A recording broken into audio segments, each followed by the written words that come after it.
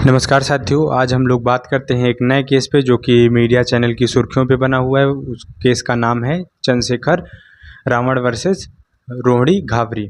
इस केस में हुआ क्या है, इसके फैक्ट को हम लोग जानने का पूरा प्रयास करेंगे। अब इसके फैक्ट्स को हम लोग जानते हैं, तो पहले हम लोग जानते हैं दोनों लोग करते क्या हैं।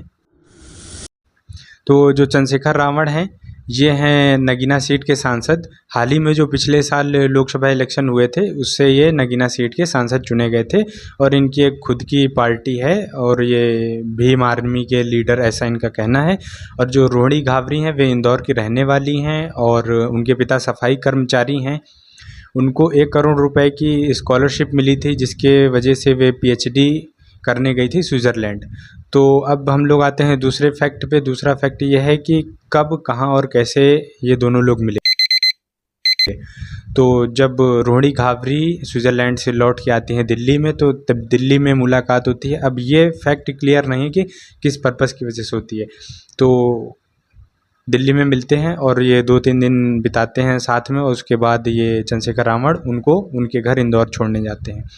और ये दोनों लोग जुड़े कैसे? जुड़े ऐसे कि जो इनका चंद्रशेखर रावण की आइडियोलॉजी थी भीम आर्मी की और गरीबों और दलितों का साथ देने की और उनके हित में लड़ाई करने की, तो उससे रोहिणी घाबरी काफ़ी प्रभावित थी। और वो भी एक दलित समाज से हैं, तो उनका भी ये उद्देश्य था कि मैं चंद्रशेखर रावण को समर्थन देके गरीबों और दलितों के हित के लिए लड़ाई करूं। और हाल ही में हम लोग जाने तो वो काफ़ी पढ़ी लिखी हैं और उन्होंने यूएन यानी कि संयुक्त राष्ट्र यूनाइटेड नेशन में आईएलओ पे कई मुद्दे उठाए थे। आईएलओ यानी कि इंटरनेशनल लेबर ऑर्गेनाइजेशन, जिसमें लेबर की हित की बात करी जाती है, उन्होंने मुद्दे उठाए थे। तो काफ़ी वे चर्चा में रही थी और उन्होंने स्पीच शुरू करने से पहले जय श्री राम का नारा लगाया था। उससे वो काफ़ी मीडिया की सुर्खियों में थी। अब उसके बाद हम लोग आते हैं कि इस केस में हुआ क्या है। इस केस में हुआ ये है कि उनकी रिलेशनशिप 25 अक्टूबर 2021 में स्टार्ट हुई थी। और उसके बाद अभी हाल ही में जो रोहिणी घाबरी हैं, उन्होंने ऐसा केस किया है या ऐसा उन्होंने दावा ठोका है कि उनके साथ सेक्सुअल हैरेसमेंट किया है चंद्रशेखर रावण ने। तो लगभग अप्रॉक्सीमेटली 4 साल होने के बाद ऐसा क्या हुआ कि इस वजह से ये मुद्दा उठाना पड़ा। तो इस बीते हुए 4 साल में हुआ ये कि उन दोनों की रिलेशनशिप चल रही थी, जिसमें रोहिणी घाबरी को बिल्कुल भी अंदाज़ा नहीं था कि उनकी शादी हो चुकी है। तो जो उनकी रिलेशनशिप चलती है, जब उनको ये पता चलता है और वे अपनी शादी की बात कहती हैं चंद्रशेखर रावण से, तो वो कुछ रिस्पॉन्स नहीं करते। उसके बाद दूरियाँ बढ़ती हैं। फिर बाद में उनको पता चलता है कि चंद्रशेखर रावण मैरिड हैं, तो वे शांत हो जाती है, दूर हट जाती हैं। लेकिन उसके बाद होता ये है कि उन्हीं की तरह कई और जो लड़कियां थी, उनके साथ भी यही सेम प्रॉब्लम होती है, सेक्सुअल हैरेसमेंट। उनको वर्क के और उनके जो भी काम है उसमें ऐसा चंद्रशेखर रावण इंटरफेयर करते हैं, सेक्सुअल हैरेसमेंट का केस होता है। तो जो और लड़कियां होती हैं, वे रोहिणी घाबरी से कहती हैं, तब रोहिणी घाबरी ऐसा केस करती हैं कि ताकि और जो लड़कियां हैं उनकी ज़िंदगी बर्बाद ना हो, उनके साथ ऐसा कोई भी केस ना हो। तो वो इसलिए ये केस करती हैं।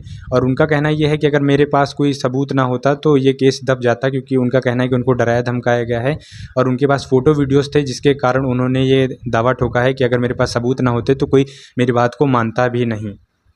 अब ये हो गया एक अलग फैक्ट। और इसमें चंद्रशेखर रावण मीडिया में कह रहे हैं कि हम सारी बात कोर्ट में करेंगे, मैं नारियों का सम्मान करता हूँ। ये नारी का सम्मान इनको अब याद आया हो, बाकी पहले भी संस्कार तो उनके अंदर रहे नहीं हैं, क्योंकि ये मुस्लिम कम्युनिटी से बहुत ही लगाव रखते हैं और हिंदू कम्युनिटी के देवी देवताओं को बहुत ही अभद्र टिप्पणी करते हैं। कुंभ के मेले में इन्होंने बहुत टिप्पणी करी थी और ईद वगैरह पे ये जाते हैं, इफ्तारी खाते हैं, तो वो साफ साफ सभी लोगों ने देखा ही है। तो संस्कार इनके पास पहले से नहीं थे, क्योंकि आम बात नहीं है। मीडिया पे जो दिखा रहे हैं संस्कार, तो वो है नहीं इनके पास।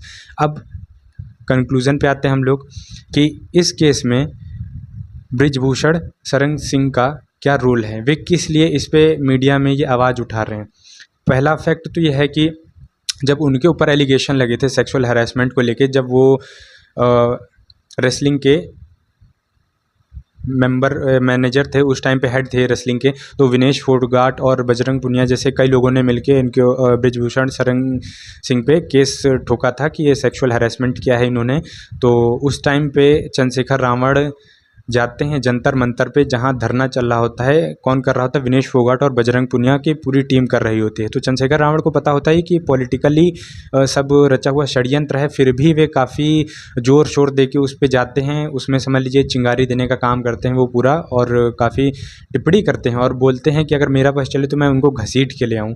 तो ये सब बातें हुई। तो उनको पता था कि ये पॉलिटिकली सब साजिश है, क्योंकि at the end Bajrang Punia और विनेश फोगाट जाके कांग्रेस में इलेक्शन लड़ते हैं और जीतते भी हैं हरियाणा से।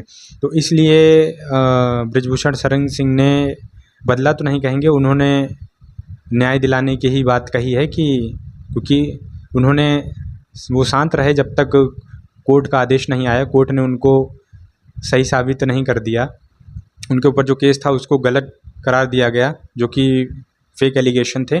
और उसके बाद अब जो वही कहते हैं कि जो दूसरे के गिरेबान पे हाथ डालते हो पहले खुद को देखे, तो वही चंद्रशेखर रावण ने किया। अब उसके बाद आता ये है कि रोहिणी ने 4 साल बाद ही क्यों ब्लेम किया चंद्रशेखर रावण को, पहले क्यों नहीं किया? पहले इसलिए नहीं किया, वो जब उनको पता चला कि वो मैरिड हैं तो वो साइड हट चुकी थी उनके लाइफ से। लेकिन जब उनको कई लड़कियों ने मैसेज कॉल करके बताया कि उनके साथ भी सेम यही प्रॉब्लम हो रही, तब उन्होंने ऐसा तय किया, ऐसा ठाना कि मेरे आवाज़ उठाने से और कई बेगुनाहों की जान बच सकती है, उनकी लाइफ बर्बाद होने से बच सकती है, तो ये मुझे आवाज़ उठानी चाहिए। तो वो न्याय की मांग कर रही हैं। तो इसमें देखिए क्या होता है अब आगे, न्यायपालिका भारत की क्या करती है। तब तक के लिए जय हिंद, जय भारत।